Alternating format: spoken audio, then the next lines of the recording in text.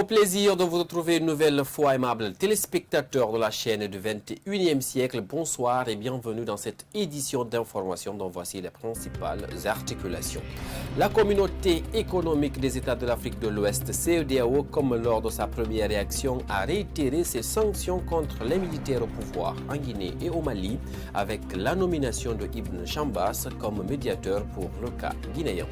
Et puis débrayage de plusieurs dizaines d'employés de la société Al-Bayrak ce lundi devant le siège de l'entreprise à Matoto pour réclamer de meilleures conditions de travail. À l'issue de la manifestation, la mairie s'y est impliquée pour une sortie de crise. Et enfin, du côté de l'intérieur du pays, à l'Abbé, la course pour l'intégration dans le nouveau Conseil national pour la transition fait rage entre les représentants des deux chefs-lieux de la Moyenne-Guinée pour un seul siège. À tous, une nouvelle fois, bonsoir et bienvenue. Pour commencer, récemment, le mouvement anti-troisième mandat d'Alpha Condé, le FNDC, a effectué une mission dans la sous-région ouest-africaine qui a vraiment mis les moyens à la disposition de cette délégation composée de 3 de ses membres qui a rencontré plusieurs chefs d'État africains. Une question qui n'est pas la bienvenue chez Ibrahim Diallo, un membre de cette mission. Suivez. Le FNDC est connu pour être un mouvement citoyen très influent en Guinée et dans la sous-région. Je voudrais vous faire un bref rappel qu'avant même le début des manifestations du FNDC en octobre, le FNDC a participé à un sommet au Niger, le sommet sur la limitation des mandats, où nous avons eu l'occasion de rencontrer le club des anciens chefs d'État. Au cours de cette rencontre, et moi, j'étais avec le journaliste Moussa Moïse. Il a suivi le plaidoyer que nous avons porté pour demander à ces chefs d'État de s'impliquer à travers des bons offices afin de conseiller M. Alpha Condé renonce à son projet de 3e mandat. Donc, on avait demandé également au NDI sur place de s'engager pour prendre en charge ce voyage de ces chefs d'État. Je crois à l'occasion, Goodluck Jonathan, qui était le porte-parole des chefs d'État, avait répondu favorablement et vous avez vu la mission est venue en Guinée en décembre 2019.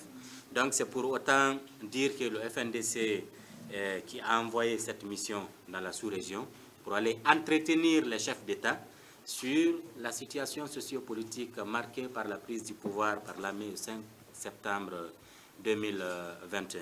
Et premièrement, le fait que les chefs d'État soient disposés à écouter et à recevoir des acteurs de la société civile guinéenne est un résultat en soi. Parce que c'est la première fois en Afrique que les palais présidentiels soient ouverts aux acteurs de la société civile pour discuter d'un problème lié à une transition. Je vous le disais à l'entame, un sommet extraordinaire des chefs d'État de la communauté économique des États de l'Afrique de l'Ouest s'est tenu ce dimanche 7 septembre à Accra, au Ghana. Des sanctions et décisions ont été prises contre la Guinée et le Mali. Il y a eu aussi la nomination de Ibn Chambas comme médiateur en Guinée. Bintou Souma pour ce commentaire.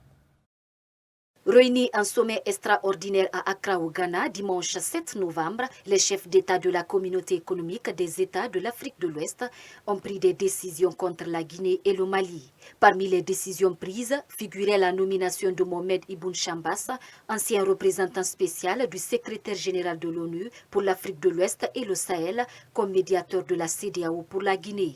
À la même occasion, ils ont aussi durci les sanctions individuelles contre des dirigeants maliens et guinéens. Pour la Guinée, il s'agit notamment de l'interdiction de voyage et le gel des avoirs de la junte et ceux de leurs familles, la libération immédiate de l'ancien chef d'État Alpha Condé, arrêté depuis le 5 septembre dernier. La CEDEAO exige ensuite des nouvelles autorités, un calendrier détaillé pour un retour à l'ordre constitutionnel. En ce qui concerne le diplomate guinéen, actuel conseiller de Nana Akufo-Addo, président en exercice de la CEDEAO, connaît bien la Guinée. Le nouveau médiateur de la CEDEAO a été au cœur de la résolution des crises qui ont secoué le pays ces 15 dernières années. Le 15 novembre 2019, le représentant spécial du secrétaire général et chef du Bureau des Nations Unies pour l'Afrique de l'Ouest et le Sahel, Mohamed Ibn Chambas, a conclu une visite de consultation de 3 jours à Conakry, durant laquelle il a rencontré le président de la République, les partis politiques, à savoir l'UFDG, l'UFR et le RPG. La Commission électorale nationale indépendante CENI, le groupe national de contact pour le dialogue et la paix en Guinée, des représentants de la société civile, ainsi que des membres du corps diplomatique et l'équipe pays des Nations Unies. Les différentes rencontres ont permis de discuter de la situation politique et sociale et d'échanger sur les moyens les plus appropriés pour retrouver un environnement apaisé afin de permettre aux Guinéens de prendre part aux échéances électorales prévues pour 2020. Les échanges ont également porté, entre autres, sur le droit de manifester inscrit dans la Constitution, la révision du fichier électoral et le chronogramme consensuel des élections annoncées par la CENI. En mars 2020, Ibn Chambas avait effectué une visite de 3 jours où il a réaffirmé toute la disponibilité et l'engagement des Nations Unies à accompagner les efforts des Guinéens dans la recherche de solutions consensuelles et durables à la crise politique qui prévaut en Guinée à travers le dialogue et un engagement pour le respect des droits de l'homme. Durant cette mission, il a été reçu en audience par l'ancien président de la République de Guinée, le professeur Alpha Condé. Il a également rencontré le Front national pour la défense de la Constitution, l'opposition politique, la coalition des femmes pour la paix et le Conseil de l'ordre des avocats de Guinée. Par ailleurs, il s'est entretenu avec l'équipe pays des Nations Unies et le groupe des partenaires qui accompagnent le processus politique en présence de l'ambassadeur de la Côte d'Ivoire, doyen du corps diplomatique. Le représentant spécial a appelé tous les Guinéens à la retenue, au respect et à la protection des droits de l'homme. Il les a aussi invités à privilégier le dialogue pour la consolidation des acquis démocratiques, économiques et de l'état de droit. Également dans l'actualité nationale, une cinquantaine de travailleurs de la société Al Bayrak ont manifesté ce lundi 7 novembre 2021 devant le siège de la dite entreprise à Matoto, des éboueurs qui exigent de la société une amélioration de leurs conditions de travail afin de subvenir à leurs propres besoins et celui de leur famille. Présent pour la circonstance, le maire de la commune de Matoto, Mamadou Batos Kamara, a joué aux sapeurs-pompiers entre la direction et les manifestants pour une sortie de crise. Alpha Omar Diallo, explication. Nous sommes au siège de la société Al Bayrak, située dans la commune de Matoto. Ici, comme vous le constatez à travers ces images, aucun véhicule de ramassage d'ordures n'a démarré ce matin. Les travailleurs de l'entreprise décident de boycotter toutes les activités jusqu'à ce que leurs conditions de travail soient améliorées. Ce manifestant crie à l'injustice et réclame la mise en place d'une structure syndicale. Le problème des syndicats, on a beau sillonner, on a envoyé des papiers ici, les Turcs refusent de signer notre papier pour qu'on puisse s'adhérer au sein du CNTG. Parce que hier, on a passé la nuit ici, aujourd'hui encore, on va passer la nuit ici, peut-être demain ou après-demain. Nous irons jusqu'au bout, Inch'Allah. Cette manifestante qui a préféré garder l'anonymat manifeste sa colère contre les licenciements abusifs sans accompagnement. Lorsque tu fais 2 jours ou 3 jours sans venir au travail, on te licencie directement. Même quand ton enfant est malade par exemple, il faut le confier aux voisins pour venir travailler. Aujourd'hui, la majorité des travailleurs de la société Al Bayrak disent n'avoir bénéficié d'aucune rémunération et réclament un salaire de base de 5 millions de francs guinéens. C'est ces documents qu'ils nous ont donnés comme contrat de travail. Mais le fonds est vide. Nous travaillons dans des conditions précaires. C'est pourquoi nous sommes là pour réclamer un salaire de base de 5 millions de francs guinéens. Après de longues heures de discussion avec l'administration de la société, le maire de la commune de Matoto arrive pour faire le compte-rendu de la discussion. Un compte-rendu qui ne rassure pas les manifestants. La première condition, on est prochainement. À partir d'aujourd'hui, vous serez payé à travers un bulletin de paie pour que vous puissiez comprendre les différentes prises en charge. Le problème du Guinéen, c'est lorsque vous commencez à parler sans terminer. Lui, il le termine pour vous, avec ses propres commentaires. Depuis 3 jours, ces éboueurs continuent de boycotter les activités sur le terrain. Pendant ce temps, les poubelles installées le long des artères publiques sont débordées d'ordures, ce qui prouve à suffisance que la capitale guinéenne devient de plus en plus sale. La bataille pour la représentation de la jeunesse au Conseil national de la transition vient de connaître son épilogue dans la région administrative de l'Abbé. Le candidat venu de la préfecture de l'Abbé sera en compétition avec celui de la région administrative de Mamoun pour le poste de représentant de la Moyenne-Guinée. Idrissa Sampirine Diallo, notre correspondant basé dans la région, suivait. Dans le cadre de la course pour la représentation des jeunes de la Moyenne-Guinée au Conseil national de la transition, c'est finalement Boubacar Diallo de la préfecture de l'Abbé qui sera en compétition avec celui de la région de Mamou. Le recours en annulation introduit auprès des autorités régionales par le candidat de l'Elouma contre la sélection de son challenger de l'Abbé n'a accouché que d'une souris. En réalité, les critères de choix élaborés par le ministère de la Jeunesse ne prévoient aucun recours possible. Il y a eu la rédaction de l'hymne national. Au moment où on finissait de corriger cela, le candidat de l'Elouma a trouvé qu'il avait beaucoup plus de fautes. Lui-même, il s'est retiré, il a voulu prendre son papier et le déchirer, mais malheureusement pour lui, le papier est là encore, les éléments sont là. C'est le retrait du candidat de l'Elouma qui nous a obligés de dire que c'est le candidat de l'Abbé seulement qui reste. On n'avait pas fini le processus. En conséquence, la démarche du gouverneur de l'Abbé, le colonel Robert Souma et son cabinet, qui ont reçu les 3 candidats présentés par les préfectures de l'Abbé, l'Elouma et Tougué, dans le cadre des primaires de cette course pour le CNT, visait tout simplement l'obtention d'une solution consensuelle entre les intéressés et leurs encadreurs. Le travail qui a été fait à ce niveau était de voir s'il pouvait faire comprendre aux jeunes que l'intérêt était de trouver un jeune, ce n'est pas de faire un combat de questions de vie ou de mort pour dire qu'il faut obligatoirement ça, et finalement il n'y a pas eu entente. Mais face au refus des jeunes de s'entendre, l'autorité régionale a instruit son inspecteur de jeunesse de rendre compte de la situation qui prévaut à sa direction nationale. En pareille circonstance, l'avis de l'inspecteur de la jeunesse est déterminant pour le département qui n'a jamais demandé d'organiser une élection à la base pour identifier un candidat majoritaire. Pour le cas précis de l'Abbé, l'inspecteur de la jeunesse, Boubacar Bari, reste solidaire à la commission régionale de sélection. Un mot de santé dans ce journal. La rougeole est une maladie virale très contagieuse qui touche en général les enfants de moins de 5 ans. Une éruption cutanée précédée par une rhinite, une conjonctivite, une toux et une fièvre modérée caractérisent la maladie. Comment se manifeste cette pathologie et ses moyens de traitement? C'est dans ce reportage signé Yahi Moubali et Moustapha Diané. La rougeole est une maladie infectieuse due à un virus qui touche généralement les enfants de moins de 5 ans. En Guinée, nombreux sont ces enfants qui souffrent de cette maladie. Extrêmement contagieuse, sa transmission se fait par voie aérienne. Ce médecin revient sur les manifestations de cette pathologie. La première phase, c'est la phase d'incubation. Et là, la pathologie évolue d'une façon silencieuse. La seconde phase, c'est la phase d'invasion. Et c'est là-bas qu'on retrouve toutes sortes de pathologies. Parce que ça affecte presque toutes les parties de l'organisme.